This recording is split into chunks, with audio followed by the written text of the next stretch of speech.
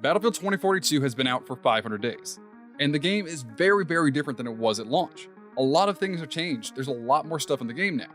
And the question of whether or not you should play it is really something I can't answer. But I'm going to give you all the information I had as somebody who hasn't played the game in a year and just picked it up last week to try to figure out what it's been like since it's been changed in the last year. Starting out with just what they've added a ton of things to the game. When the game first launched, in the weapons category alone, we only had 23 for the entire game. 23! That is a ridiculously low number for any first-person shooter that's come out in the last 10 years. And now we're up to 54 weapons in game.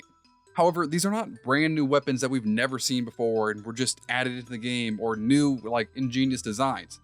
They were all the weapons that were available in Portal, got pulled into the main game of Battlefield 2042, minus they didn't pull a lot of stuff from 1942, which honestly, it's kind of a good thing. They pulled a bunch of stuff that were fan favorites though. They pulled the Gold Sniper Rifle from Bad Company 2, the M240 Bravo from Battlefield 3, and the 1911 pistol. That's from 1942, which they really didn't bring a lot from 1942 into the game. The game has a multitude of weapons, and they all feel very, very unique, and they're also kind of hard to use. Switching from one weapon in an assault rifle category to another doesn't really feel like there's this kind of same level of balance across all of them. Each weapon feels like it's either really strong or really weak, and there's nothing in between. But EA didn't just add new weapons to Battlefield 2042. They added a ton, and I mean a ton of new vehicles. There are so many vehicles in the game that I actually can't keep track of them just playing the game. Every time I hop into a match, there's a different set of vehicles for every single map, for every single faction, for everyone. So it's hard to kind of get used to the fact that there's so many vehicles, but while there is a huge variety of vehicles, there's not that many vehicles in the game itself. In one match of Battlefield 2042, you might see 8 or 9 vehicles at the max. You can only have one jet per side and one tank, maybe 2 armored vehicles, and that's really all you're going to see a lot of. There's going to be jeeps and other stuff scattered around the map, but the vehicles themselves are very limited in the game itself. It feels like a very big missed opportunity. There's such a massive variety of vehicles in Battlefield 2042, and you can only use a couple, and that's if you can get them because there are so limited amount of them, it really doesn't feel like there's enough vehicles to go around with. And you really need vehicles in Battlefield 2042. Not only are vehicles really helpful for pushing objectives, it's really helpful for getting around the map. And some of these maps are pretty big for Battlefield 2042. Battlefield 2042 at launch had some pretty massive and pretty terrible maps. And now the game feels a lot more smooth with the maps. The maps feel a lot more well put together, like there's somebody actually trying to sit down and design them and work out what would the best pattern be, but it still doesn't feel like a Battlefield map to me.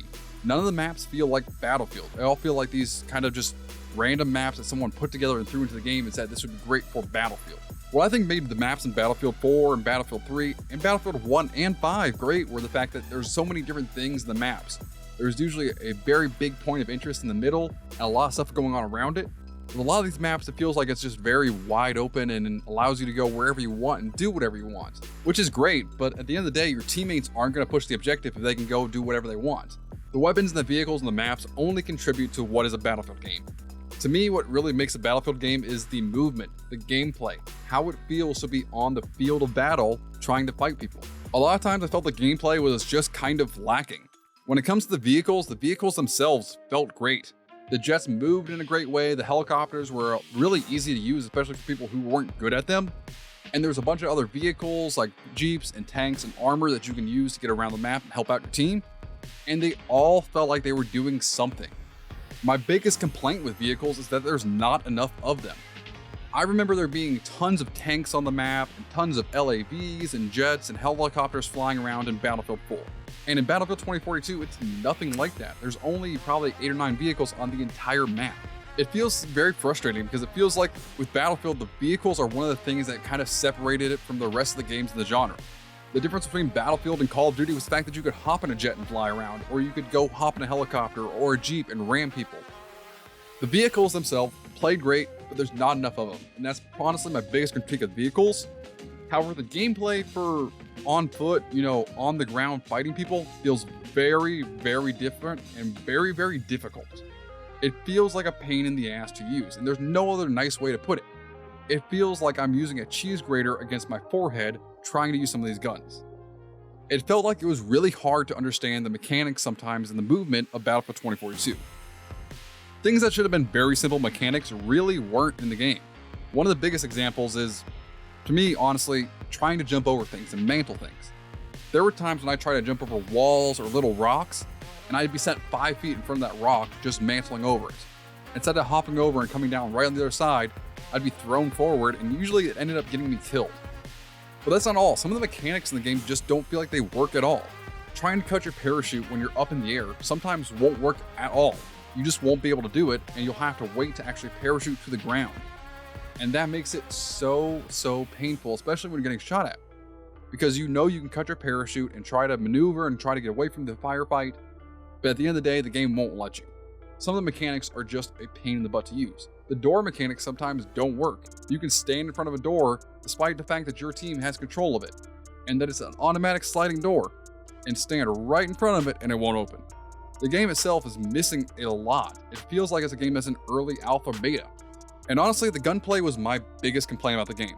I would be using a gun and trying to shoot somebody who was 100 feet away, using an SMG like the PP-29, and trying to shoot somebody 100 meters away, and I'd be able to snipe them with it. However, when someone got 5 feet in front of me and I emptied an entire mag into them, I couldn't kill them. The guns don't feel like they actually hit the target all the time. It feels like you're flipping a coin to see if your gun's going to work when you shoot it, which is not something I want to see out of a Battlefield game. It's not something anyone wants to see out of any game.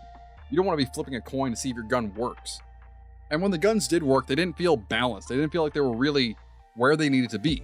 When I was using the Chris Vector in the game, I would dump half a mag into somebody at close range, and they turn around and shoot me 3 times in the chest with an assault rifle, and that would kill me. The guns really are the biggest complaint that I have. The fact that you don't know if your gun's going to even work when you start shooting at somebody, and the fact that the guns aren't balanced in any way, it doesn't really feel like it's that fun to play with. I mean, the game itself ran so well. It felt so fun to play.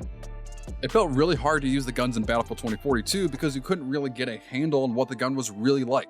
You couldn't predict what the gun was going to do because the gun never was guaranteed to work. The only gun that I found that was guaranteed to work every single time was the SWS sniper rifle, and that's because it's a one-shot bolt-action gun. And it's going to hit its target no matter what, and you're either going to kill them in one shot or highly damage them in one shot.